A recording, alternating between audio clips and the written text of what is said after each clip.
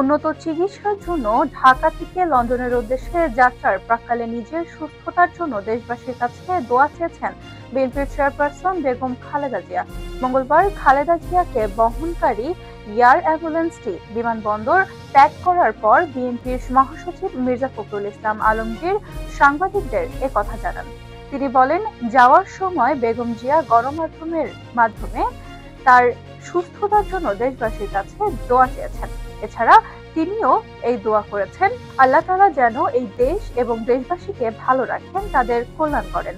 BNP chairperson আমাদের এও বলেছেন, গণতন্ত্রকে যেন প্রতিষ্ঠা করা হয়, গণতান্ত্রিক ব্যবস্থাকে যেন আমরা সবাই মিলে ধারণ করি। মির্জা ফখরুল সাংবাদিকদের বলেন, ফ্যাসিস্ট আওয়ামী সরকারের নির্যাতনে মিথ্যা মামলায় বাংলাদেশের সবচেয়ে জনপ্রিয় নেত্রী খালেদা জিয়াকে সাজা দিয়ে ৬ বছর আটক করে রাখা হয়েছিল। এই সময় তিনি অসুস্থ হয়ে পড়েন, যার ফলে তাকে হাসপাতালে ভর্তি হতে হয়। আমরা বারবার ফ্যাসিস্ট হাসিনা সরকারকে অনুরোধ করেছিলাম উন্নত চিকিৎসার জন্য তাকে বাইরে যাওয়ার সুযোগ করে দেওয়া হোক, কিন্তু ফ্যাসিস্ট হাসিনা কোনো কথায় কর্ণপাত করেননি।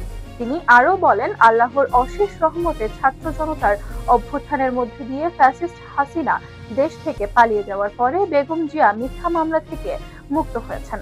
তিনি চিকিৎসার জন্য লন্ডনে গেছেন, এজন্য আল্লাহর কাছে শুকরিয়া জানাচ্ছি।